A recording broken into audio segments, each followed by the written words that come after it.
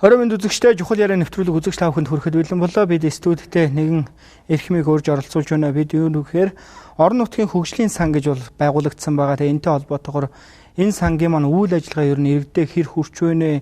Энэ үйл ажиллагааг ер нь иргэд маань бас ойлгож хүлээж авч чадж байна гэдгийг талаар ярилцахаар бас студидтэй инх төвшингэх стандарт шийдэл мониторингийн төв төрөөмс байгууллагын гүйцэтгэх захирлыг урьж оролцуулж байна. Тэгэхээр бидний урилгын хүлээ авч хүрэлцээсэнд баярлалаа. За баярлалаа. Оройн.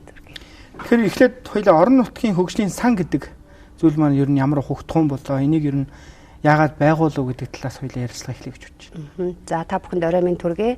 За орон нутгийн хөгжлийн сангийн тухай ойлголт бол 2013 оноос эхэлж одоо гарсан байгаа. Одоо 2013 онд орон нутгийн хөгжлийн санг бол сум хороо дүүрэг дээр байгуулад энэ орон нутгийн хөгжлийн сангаас одоо ямар төсөл хөтөлбөр арга хэмжээг санхүүжүүлж болох вэ гэдгийг бол хууль журмаар зааж өгсөн байдаг.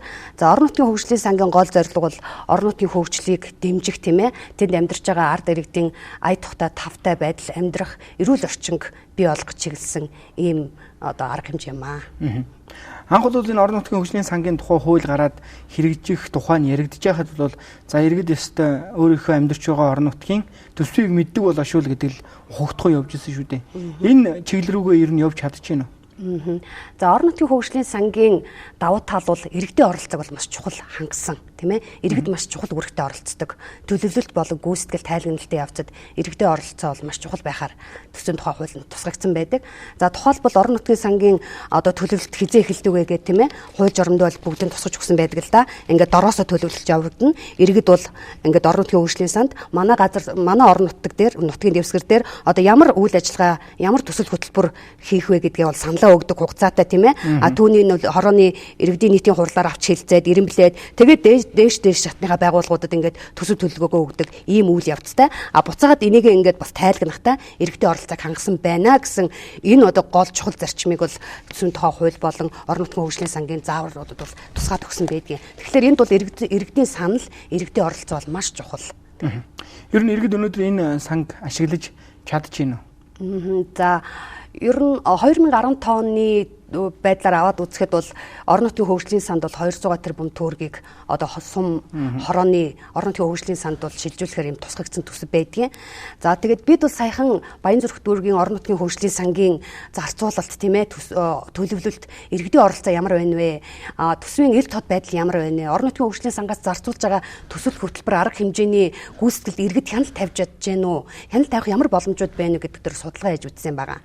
За ингээд үзэхлээр бол орон нутгийн хөгжлийн сангийн төлөвлөлтөд бол иргэдийн оролцоо байна. Иргэд бол оролцож байна. Саналаа хэлж байна тийм ээ. Ингээ хорооныхоо хурлаар авч хэлцэж байна. За иргэд гүйцэтгэл талаас нь иргэд харахаар иргэд бол гүйцэтгэлд хяналт тавина гэсэн тийм бас бодлогын зохицуулт байгаа. Гэтэл иргэн хүн төр орон нутгийн хөгжлийн сангийн гүйцэтгэлд хяналт тавина гэдэг маань тухайн иргэн яг тухайн салбарын чиглэлээр бас нэлээд мэдлэгтэй, мэрэгсэн тийм байх шаардлага харагдаад байгаа. Иргэн бол зөвхөн гүйцэтгэлийн явцад хяналт тавьж оролцохтой гол нь биш.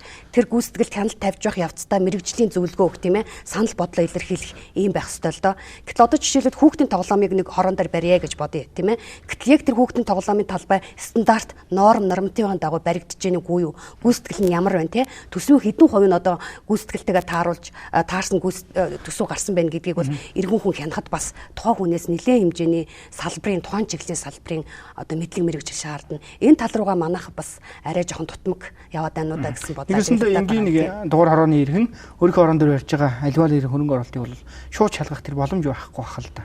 Тийм. За энэ төсвийн шууд шалгах боломж нь бол нэг талаар бол нээлттэй. Мэдээлэл өгөх авах тухай хуулийн дагуу бол мэдээлэл бол иргэн хүн хаанаас ч мэдээлэл авах одоо эрх зүйн орчин бүрдсэн шүү дээ.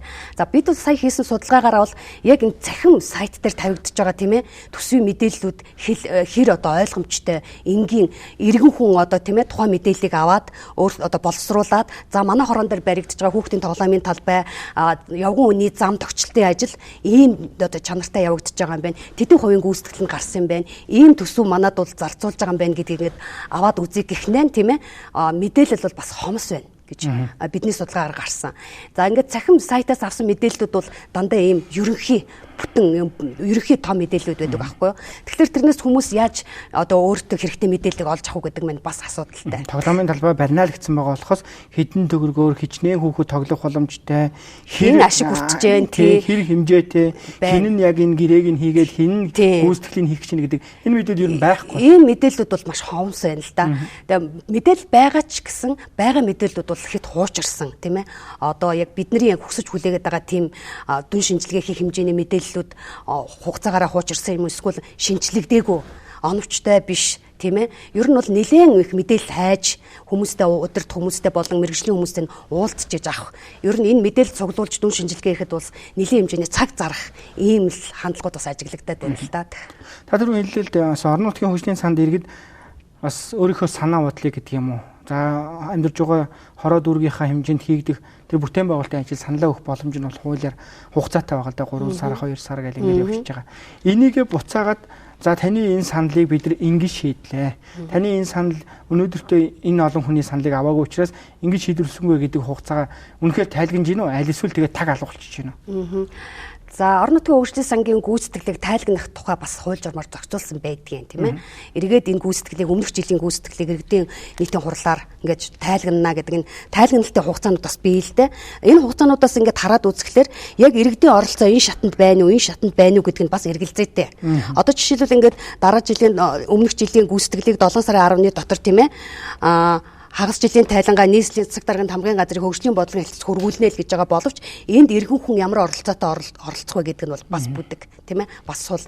Тэгэхээр энэ тал дээр бол яг төлөвлөлтөд иргэд хэрхэн яаж оролцож чинь яг тэр үүшгээ тайлгналтын үйл явцад бас оролцох нь зайлшгүй шаардлагатай байгаа юм. Дандаж хийсэн тэр бүтээн байгуулалтыг иргэд хүлээн зөвшөөрч хүлээж авах уугүй юу гэдэг дээр бас нэг санал баймаар л байгаа. Тийм.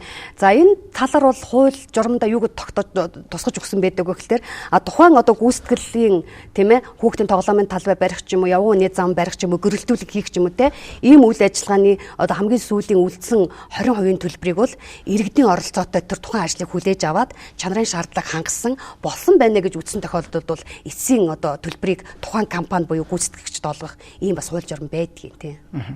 Түрүүн та ярианд дурдаад өнгөрсөн л та бид нар Баян зүрхийн тухай бол дүүрэгдээ судалгаа хийлээ гэж тийм ээ. Судалгаанаас ажиглахад яг өвтөрийн яриад байгаа энэ иргэдийн оролцоо маань хэрэг хангагдчих ах шиг нь энэ дүүрэг дээр юу яаж ажиглагдав? За бид манай байгууллагын зүгээс бүгд найрамдагчдын олон улсын хүрээлэнтэй хамтраад төсвийн ил тод байдлын судалгаа гэдэг ийм судалгаа хийсэн. За энэ судалгаан дээр бол бид нар Баян зүрх дүүргийн орон нутгийн хөгжлийн сангийн төлөвлөлт гүйцэтгэл иргэдийн оролцоо ямар байна? За ялангуяа энэ гүйцэтгэл төсвийн мэдээллүүд ил тод байна уу? Иргэд энэ мэдээллийг ил тод байгаа мэдээллийг одоо хэрхэн яаж авч байна гэдэг дээр нэлээд судалгаа хийсэн.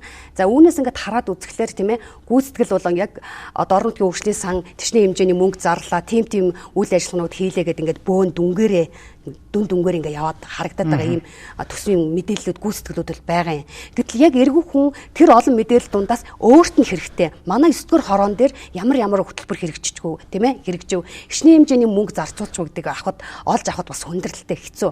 Тэгэхээр бид нар бол ямар одоо мэдээлэл цуглуулсан бэ гэхлээр тийм ээ захим саядаас нь төсвийн мэдээллүүдийг цуглуулсан мөн орон нутгийн хөгжлийн сангийн ажилтнуудтай уулзсан иргэдтэй уулзаад тийм ээ яг тухайлсан 9-р хорооны нутаг дэвсгэр дээр ингээд орон нутгийн хөгжлийн сангаар хийсэн гэрэлтүүлэг тийм ээ хүүхдийн тоглоомын талбай ийм одоо үүнтэй холбоотой гүйцэтгэлүүдийг бол ингээд мэдээллүүдийг олж авсны үндсэн дээр иргэдэд хамгийн ойлгомжтой иргэн хүн хамгийн богино хугацаанд маш одоо түргэн хугацаанд тийм өөртөө хэрэгтэй бүх мэдээллийг олж авч чадхаар ийм инфографик дүрслэлд бол оруулсан байгаа. Одоо тухайлбал энэ 9-р хорооны тийм ээ нутаг дэвсгэр дээр орон нутгийн хөгжлийн сангаар 2015 онд хийгдсэн ажлуудыг энэ ч ингээд гаргасан байна. Нэгсэндээ гэлтүүлгийн гэрлийн шонгоор төсчүүлээ. Тоглоомын талбайг төсчүүлээ тийм ээ. Доотгийн хоёр зураг бол иргэдийн оролцоотойгоор хийгдсэн бас тоглоомын талбай байна тийм.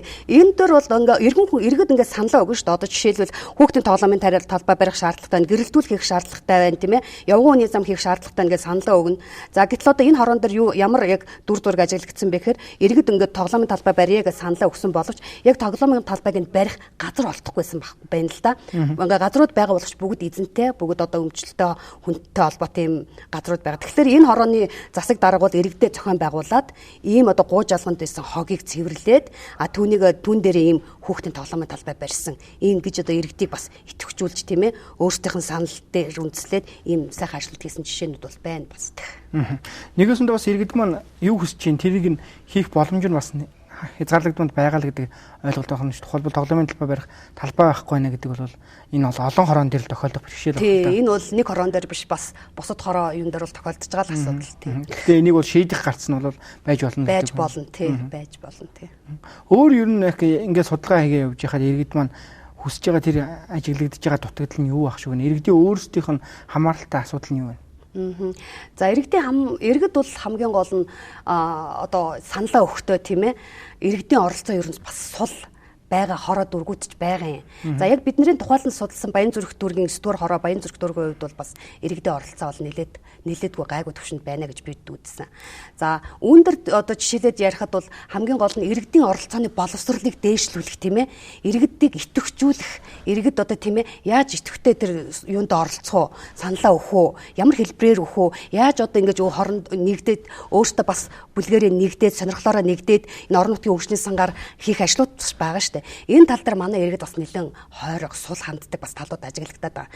Тэгэхээр манай иргэний нийгмийн байгууллагууд ийм бас хийх ажлууд бас байна л да. Айл болохоор иргэдээ идэвхжүүлэх, иргэдийн оролцооны боловсролыг дээшлүүлэх, энэ тал дээр бас мэдээлэл хийх, тийм ээ, таниулга хийх, энэ одоо гихмчлэнгээр ийм төсвийн одоо ийм тоо баримтуудыг жишээтэйгээр ингээд гаргаж өгөх, тийм ээ. Ийм одоо үүрэг, ийм хариуцлагууд бол манай иргэний нийгмийн байгууллагуудын өмнө бол тулгараад бид бол үүгээрээ дамжуулаад иргэдтэйгээ ажиллах, иргэдэд боловсрол олгох ийм ажлууд бол хийгдэх шаардлагатай л байна. Орон нутгийн хөгжлийн сан гэдэг бол заа үнэхээр яг үгдгийн хуучин бол дөсөө батлагтай. За ламдаржгийн нэг хороонд за сургууль барих хэрэгтэй гэж биччихдэг болохоос хэдэн хүүхдийн хэр багтаамжтай ямар сургууль гэдэг нь бол тодорхой биш үү. За төсөв дээр явж байгаа нэг тоо зурагцаар байгаад нэг мэдхэд нэг сургууль болдог. Тэгээ хэдэн жилийн дараа болох нь мэддэггүй гэдэг ч юм уу. Иймэрхүү зүйлүүгээр л явдаг байсан л. Одоо тэгэхээр орон нутгийн сан бий болчхоор иргэд маань яг тэр хороондоо хэрэгтэй юмыг олж хийлгэх тэр нөхцөлийг бүрдүүлж чадчихна уу? Энэ одоо тухайлбал Баянзүрхийн 9 дугаар хороо гэхэд яг хэрэгтэй зүйлээ хийж чадсан байна уу? Тэгэхээр орон нутгийн хөгжлийн сангийн журам төсвийн тухай хуулинд юу гэж заасан байдгүй гэхээр орон нутгийн хөгжлийн сангаас санхүүжүүлэх тийм ээ төсөл хөтөлбөр арга хэмжээг заагаад өгсөн байдгийг. За бас түнчлэн яг энэ орон нутгийн хөгжлийн сангаас санхүүжүүлж болохгүй хориглосон бас тийм арга хэмжээнүүд байгаа. Тэгэхээр иргэд бол хамгийн гол нь иргэдэд мэдээллийг сайн хүргэх хэрэгтэй байна. Нөгөө талаас нь иргэд энийг бас өөрийнхөө амьдрдаг нутаг дэвсгэр дээр юу хэрэгтэй байна гэдгээ мэддэг байх тийм ээ. Иргэдийн итг бас чухал байгаа. Тэгээ хоёр талаасаа энэ бас санал нийлж иж тийм ээ газар нь байна уу? Хүүхдийн тоглоомын талбай барих заавал шаардлага байна уу? Энд чинь бас иргэдийн нэлээд хэдэн удаагийн хэлэлцүүлэг явж иж тэн дундаасаа бид нэг эренбэлж байгаа шүү дээ. Орон нутгийн хөгжлийн сан чи эренбэлээд олон санал авсан тэр одоо төсөл хөтөлбөр арга хэмжээг л санхүүжүүлж байгаа. Тэгэхээр энэ бол иргэд хэдий чинээ идэвхтэй оролцсон, хэдий чинээ саналаасаа өгнө, төдий чинь бас дээш явах юм. Орон нутгийн хөгжлийн сан яг хэрэгжиж байгаа иргэдийн хорооны одоо нийт иргэдийн хэдэн өмнө яг тэр хуралдан суугаад саналаа өгдөг ийм ажиглагдчих чинь ер нь дийлэг холох нь байж чадж байна уу? Аль эсвэл яг нэг идэвхтэй нэг хэдэн хорооны гişүүд яваад байна уу? За ерөнхийдөө бол тийм дүр зураг бол ажиглагдчих байгаа тийм ээ. Яг ингээд орон нутгийн хөгжлийн сандаар санал өгнө гэдэг мэн юу гэж хууль журмаар зохицуулагдсан байдаг вэ гэхээр саналын хуудасаар буюу цаасаар тийм ээ. Эсвэл одоо цахим хуудасаар ингэж захимар авна гэсэн юм хоёр төрлийн санал асуулга авах юм төрөлтэй. Гэтэл яг бодит байдал дээр бид нар ажиглахаар хорооны одоо тийм ээ өнөөгийн байдлаар хорооны хуралд тийм ээ иргэдээ санал авах энд одоо хэн очиж байгаа байлаа манай ихвчлэг өндөр настангууд тийм ээ. За тэгээд нэг боломжийн одоо бас ажил төрлөө зохицуулсан ийм хүмүүс л очиж байгаа шүү дээ. Тэгэхээр бусад үлдсэн хүмүүсийн санал бас тусгахдахтаа төдийлөн сайн тусгагдах чадахгүй байна уу да. Захим сайтаар бас өгж байгаа хүмүүсийн хэдчнээ байгаа байлаа бас тэр олчлон тоолох бас хэцүү шүү дээ. Тэгэхээр ерөнхийдөө бол иргэдийн итэх сул тал руугаа байна гэдгийг бол судалгааны үр дүн харуулж байгаа тийм. Яг одоо тухайлбал хороо дүүргийн засаг дарга нар гэх юм уу тэдний тамгын газрын ажилчид маань тэр итвэхийг нэмэгдүүлэх тал дээр ажиллаж чадж байна. Тий. За яг энэ тал дээр бол энэ орон нутгийн хөгжлийн сангийн мэдээллийг өгөх тийм ээ, санал авах, саналаа эренблэх, орон нутгийн иргэдийг оролцуулах, энэ бол үндсэн үүрэг бол хорооны засаг дарагт оногдсон байдгийн тийм ээ. Тэгэхээр хорооны засаг дарга бол иргэдэд оролцуулах, тэр тал дээр мэдээлэл өгөх, таниулах, сурталчилгаа хийх, энэ тал дээр бол нэлээд ажлууд бол хийгддэг юм байлээ. Бидний одоо сонгож авсан 9 дугаар хорооны хувьд бол одоо хорооны засаг дарга болон зохион байгуулагч тийм ээ, хэсгийн ахлагч нар бол өөрсдөө ингэж баг болгож бүрдээд яг энэ орон нутгийн хөгжлийн сандаа иргэдийн саналыг авах энэ талаар бол нэлээд идэвхтэй ажилладаг тийм хороо байсан тийм. Та түрүү хэлсэн чинь 2015 онд ингээ 200 орчим тэрбум төгрөг тий. 200 орчим тэрбум төгрөг орон нутгийн хөгжлийн сангийн дансанд байгаа гэж. За тэгвэл энэс одоо яг хуваарлалтаа яаж хийж байгаа болов? Анх хууль гаргахтаа бол хүн амын тоо болоод бас орон нутгийн дэвсгэрийн хэмжээ олон зүйлийг харгалзаж үзчихий бол тодорхой мөнгө нүгээс тусгана гэжсэн. Энэ зүйл зохицуулт маань ер нь яг хуулийнхаа хүрээнд явж чадж гинөө айл эсвэл за эднийх нэр үнэхээр энийг хийхгээ санаачлаад байна гэдэг талаас нь бас харж үзээд яваад байгаа тохиолдол байна уу? За энэ орон нутгийн хөгжлийн нэгдсэн сан гэж байдаг тийм ээ. Нэгдсэн сангаас орон нутгийн хөгжлийн сангуудад шилжүүлэг олгох нь бол тусгай томьёо загвар модельтер суурилсан байдаг. Таны түрүүний хэлсэн нөгөө нутаг дэвсгэрийн хэмжээ, тухайн одоо хүн амын тоо тийм ээ. Тэгээд алслагдсан байдал, тухайн орон нутгийн татврын идэвх санаачлаг энэ бүгдийг нийлүүл энэ бүгд үндсэн үзүүлэлтийг нийлүүлж хагаад тухайн яг орон нутагт одоо хэдийн хэмжээний мөнгө, хэдийн хэмжээний шилжүүлэг олох вэ гэдэг тооцож гаргадаг. Яг тэн одоо тооцож багтааж гаргасан энэ дүндээ багтаагаад орон нутгийн иргэдийн бол санал одоо тэр төсөв суудаг л да. За сүүлийн бидний хийсэн судалгааны бас нэг үр дүнгээс үзэхэд бол хэдий иргэд ингээд саналаа өгөөд тийм ээ, тухайн саналууд нь дэмжигдээд дээшээ ингээд төсөв тусгагдаад явсан ч гэсэн за 2015 оны байдлаар бол төсвийн нөгөө хомсдлоос шалтгаалаад тухайн ондоо санхүүжүүлэх ёстой байсан хөтөлбөр арга хэмжээгээ санхүүжүүлж чадаагүй 600 сая төгрөгийн ийм төсөл хөтөлбөр арга хэмжээ байдаг. Тэгэхээр тухайн иргэн юу гэж бодож байгаа нэхэр би саналаа өгсөн тийм ээ. Гэтэл бидний санал дэмжигдэж цаашаа явсан. Яагаад энэ одоо ажлыг хийгдэхгүй байна. Яагаад дутуу байна вэ гэсэн ийм асуудлууд гардаг л да. Энэ бол үнэхээр санхүүжилттэй холбоотой асуудал. Тэгээ яг энэ тухайн дүүрэг Баянзүрх дүүргийн тухайд бол тийм ээ яг энэ асуудлаа 2016 оныхоо төсөвтөд тусгаад тэгээд ажлаа үргэлжлүүлээд явж байгаа. Энэ бол яг цаг хугацааны хувьд бол хоцрогдолтой тийм ээ. Иргэдийн нөгөө хүсэж хүлээж ирсэн цаг хугацаанд хийх ажлууд бол яг иргэдэд тухайлан харагдахгүй байгаатай холбоотойгоор иргэд бас гомдол гаргах юм асуудал гардаг.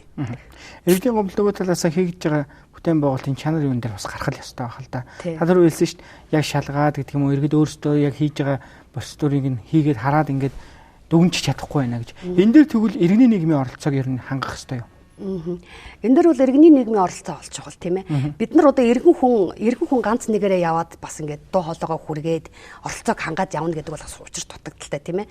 Тэгэхээр айл болохоор бол бүлэг үүсгээд сонирхлоороо нэгдээд бүлэг үүсгээд иргэний нийгмийн байгууллагатай холбогдоод тийм ээ. Мэдээлэл аваад одоо гэх мэтчлэнгээр ийм яг тухайлсан тоон дээр тухайлсан өөрийнх нь сонирхож байгаа сэдвэр ийм төсвийн тоо мэдээллүүдийг аваад гүйцэтгэлийн мэдээллүүдийг аваад ингээд одоо хяналт тавих эрх нь бол байгаа юм. Яг ингээд хяналт тавиад явна гэхэлэр би түрүү хэлсэн шүү дээ тийм ээ. Тухайн иргэний мэдлэг тийм ээ, тухайн иргэний салбарын одоо мэрэгжил мэдлэг ямар вүлээ? Яг түүндээ хяналт одоо жинхэнэ ёсоор нь хяналт тавьж чадчихна. Эсвэл зүгээр иргэдийн оролцоог хангана гэдэг утгаараа тухайн хурал, тухайн хяналтын зөвлөлд иргэн орсноор бол оролцоо хангагдаж байгаа биш шүү дээ. Хараад хяналт хийхгүй шүү дээ. Тэгэхээр бол энэ талаар бас нэлээд бас бодох, цаашдаа бас хийх ийм шаардлагатай ажлууд гараалаа. Иргэд саналаа өгөөд иргэний нийгэм нь хяндаг тохиолдол бол угаасаа байвал илүү үр дүнтэй байна. Илүү үр дүнтэй тий хөндлөнгийн хяналт байхад тийм ээ. Яг тэгэхээр иргэний нийгмийн байгууллагууд маань тухайн салбартаа мэрэгдсэн тийм ээ. Ийм яг тухайн салбараа мэддэг ийм иргэний нийгмийн байгууллагууд олон байгаа шүү дээ. Тэгэхээр айл болохоор иргэн хүмүүс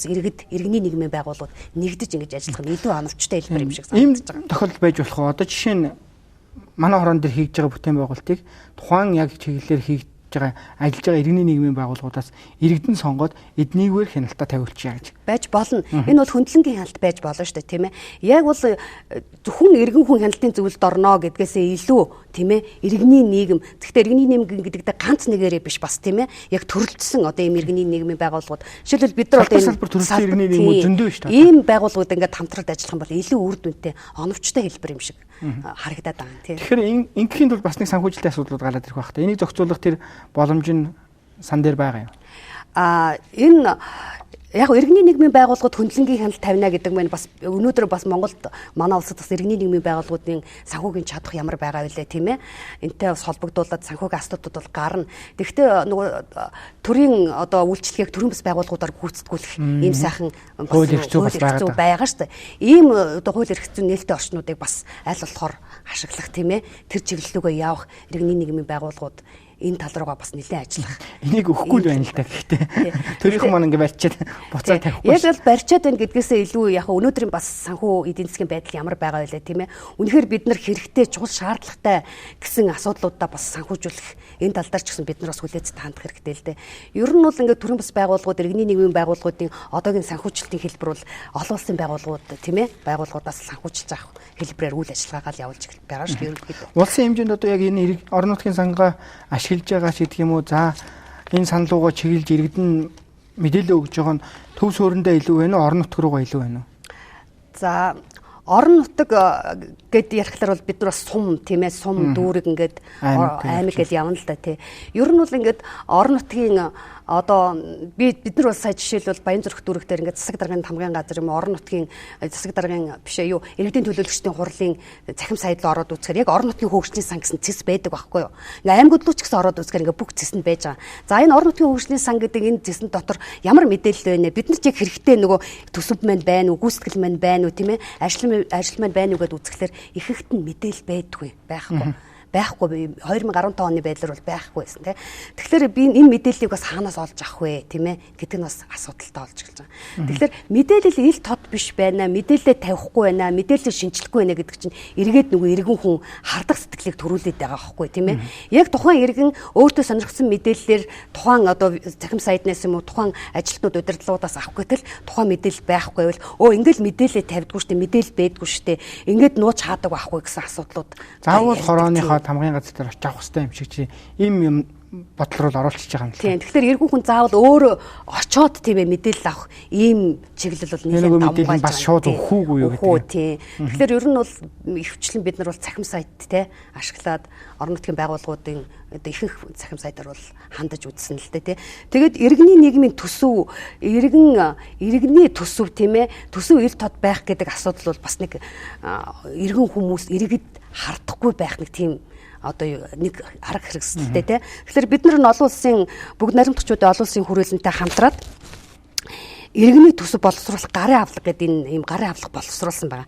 За энэ иргэний төсөв боловсруулах гарын авлага дээр юу орсон бэ гэхээр иргэд өөртөө одоо сонирхсан мэдээллээр одоо төрийн байгууллагуудын ямар цахим сайд руу оруул тийм ээ танд хэрэгтэй мэдээллүүд ямар хэлбэрээр байна вэ гэдэг дээр бид нар ийм гарын авлага гаргаад энэ дотор энэ бол ингээд тусгаж өгсөн байгаа.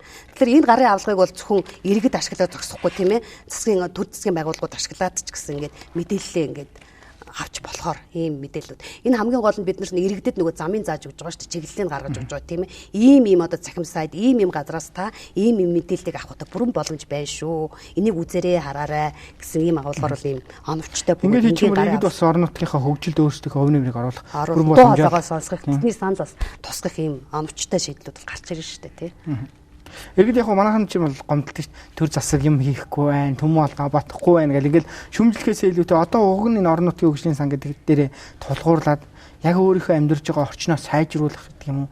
Өөрийнхөө амьдарч байгаа орчныг аюулгүй болгох, эрүүл мэндийг хамгаалуулах тэр боломжийг нээхэд бол энэ сангийн үйл ажиллагаа чухал юм шиг байна. Бас хэтрхий эдгээр мэдээлэл өгөхгүй байх гэхээс илүүтэй иргэд өөрсдөө мэдээлэл авах тал руугаа ажиллах хэрэгтэй. Тийм, зөв тий. Тэгэхээр иргэдийн итгэвч хармаалт тийм ээ, иргэдийн сонирхол бас хэрвээ хүн сонирхож байгаа бол ямар нэгэн байдлаар мэдээллийг бол авах гарцууд бол харагдаад байгаа тийм.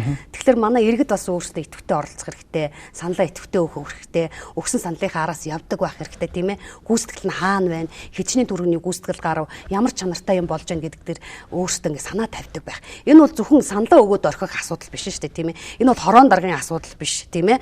Хороон дарга хэдий байлаач гэсэн иргэд мэн тийм ээ. Нэгэн тал саналаа өгсөн бол тэрнийхээ эцсийг үзэхийн тулд бас тийм ээ. Ямар арга хэмжээ болов, ямар хөтөлбөр манай орон дээр явагдав, дараа жил бид нар юунд чиглүүлэх үү гэдэгтээ бас санаа тавьдаг байх хэрэгтэй. нэг санал өгсөн. Тэгээ нөгөөх нь хэрэгждэггүй байлаа гэдэг. Ингээд гэртээ бухимдаад суухаас илүүтэй санал дээр асуух л ёстой байна. Маргааш асуухгүй тэгээ нэг юм бичиж өгч нөгөөдхөө хайлтдаг өөрөө бухимдаад идэв байхгүй.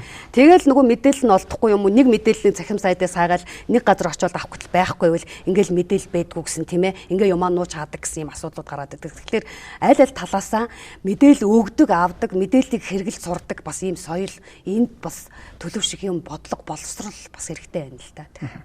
За битүүрийн ярилцлага маань ерөнхийдөө өндөрлөгт тийшээ хандж байна л да. Тэгэхээр өнөөдрийн үзэж байгаа нэвтрүүлгийг үзэж байгаа үзэгчд маань нэг зүйлийг ойлгож авах. Орон нутгийн хөгжлийн сан гэдэг энэ сан бол бас тодорхой хэмжээнд мөнгө байна. Энэ мөнгийг зарцуулах эрх нь иргэдийн бас оролцоон дээр тулгуурлаж байна. Энэ тулгуурлаж байгаа боломжийг иргэд маань харин хэрхэн ашиглах вэ? Хэдий хэмжээнд үр дүнтэй зарцуулах вэ гэдэг дээр бол бас өөрсдийнхөө оролцоог хангах хэрэгтэй байна гэдэг энэ зүйл яригдж байгаа шүү. Тэгэхээр та энэ бүхнийгээ базаад үнэхээр яг иргэдээс шалтгаалсан зүйл нь энэ л байгаа юм шүү. Энийг иргэд маань ойлгочих юм бол энэ асуудал маань энэ хөгжлийн сангийн зарцуулалт маань энэ зөв голдрол руу орох гэдэг шүү гэдгийг ер нь яаж харж байгаа вэ? За энэ дээр би юу гэж хэлэх вэ гэхэлэр ер нь мэдээллийн тухай мэдээлэл иргэд хичнээн сайн мэдээлэлтэй байна. Хороо, дүүрэг тийм ээ нийслэл, удирдах ажилтнууд, манай ажилтнууд хэдий чинээ сайн мэдээлэл өгч чадж байна. Хуулийг хэдий сайн сурталчилж чадж байна. Төдий чинийгээр иргэдийн бас мэдээлэл авах боловсрал дээшлж байгаа шүү дээ. Хэдий сайн мэдээлэлтэй төдий чинийгээр хүмүүс бол тийм ээ дараагийн үйл ажиллагаанд за энд нэг ийм ажил явж байгаа юм байна шүү. Энэ ажил маань ингээд дууссан байна. Дараа жилийн орон нутгийн хөгжлийн санд би ямар санал өгөх вүлээ? Эний чинь өмнөх жил нь хийцэн байгаа. За дараа жил нь ийм ажлуудыг хийх юм байна шүү гэдэг тийм одоо өөртөө чиглэл олж авна шүү дээ. Тэгэхээр мэдээллийг сайн тараах хэрэгтэй байна тийм ээ. Мэдээллийг сайн түгээх хэрэгтэй байна. Мэдээллийг түгээхдээ бас иргэдэд ойлгомжтой хялбар тийм ээ. Ийм аргаар бас ингэж түгээхэд бас төр засгийн байгууллагууд анхаарлаа хандуулах хэрэгтэй. Одоо төр засгийн байгууллагуудын ийм захим хуудас ч юм уу тийм ээ юу л самбар дээр нь очиод үзэхээр ийм урт жагсаалтууд л байдаг шүү дээ. Төсвийн ингээд задаргаа гэдэг тийм ээ. Ард нь баахан тоонууд тавьсан тийм. Гэтэл тэрийг чи хүн болгон ойлгохгүй шүү дээ. Иргэн болгон ойлгохгүй. Тэгэхээр яаж иргэндээ зориулсан төсөв хийх үү гэдэг дээр бас манай төр засгийн байгууллагууд анхаарал хандуулах одоо цаг нь болсон байна л гэж хэлмээр байна. За тэгэхээр үзэгч та бүхэндээ өнөөдөр бид мэдээлэл хаанаас олж авах юм бэ? Энэ мэдээлэл дээр хаана тулгуурлах юм бэ гэдэг энэ бас өнөөдрийн энэ өдөртөөч холбогдоод бас ойлгогдож болохоор ийм бол явдлаа. Өнөөдөр бол хэвлийн эрх чөлөөний өдөр. Тэгэхээр үг хэллэх, үзэл бодлоо илэрхийлэх, мэдээлэл авах эрх бол хүн болгонд байх ёстой. Үндсэн язгуур эрхээ гэдгийг бол энэ жил нэгдсэн үндэсний байгууллагын ЮНЕСКО-гоос бол бас тодорхойлж энэ хүрээндээ бас хэвлийн эрх чөлөөний өдрийг дэлхийн нийтээр тэмдэглэн өнгөрүүлэх ёстой гэж ярьж байна. Тэгэхээр бид ч гэсэн орон нутгийн амьдарж байгаа орон нутгийнхаа хөгжлийн талаар өөрсдөө мэдээлэл авах хэрэгтэй. Тэр мэдээлэл дээр тулгуурлаж тэр хөгжлөө тодорхойлж өөрсдийнхөө орон нутгийн хөгжилд бас хувь нэмрээ оруулах хэрэгтэй гэдэг хүрээнд бас инх төвшин гэх юм эмэгтэйтэй ярилцлаа. Бид хоёрын ярилцлагаас үзэгч та бүхэн манаас тодорхой ойлголтыг авсан гэдэгт итгэлтэй байна. Ялангуяа орон нутгийн хөгжлийн сан гэж энэ сан ямар үйл ажиллагаа явуулаад байгаа юм бэ? Яах гэж ажиллаад байгаа юм бэ? Тэр ажиллаж байгаа ажиллагаанд нь иргэдийн оролцоо яах ёстой юм бэ гэдэг дээр бол тодорхой ойлголт авсан гэдэгт итгэлтэй байна. Ингээд бидний урилгыг хүлээн авч студид хүрэлцэн гэж энэ талаар ярьсан танд баярлалаа. Таны ажилд амжилт хүсье. За баярлалаа. Та бүхэн ч гэсэн амжилт хүсье. Үзэгч та бүхэндээ чухал яриа нэвтрүүлэг хүрлээ. Дараагийн дугаараар уулзлаа. Баяртай үзэгчтэй.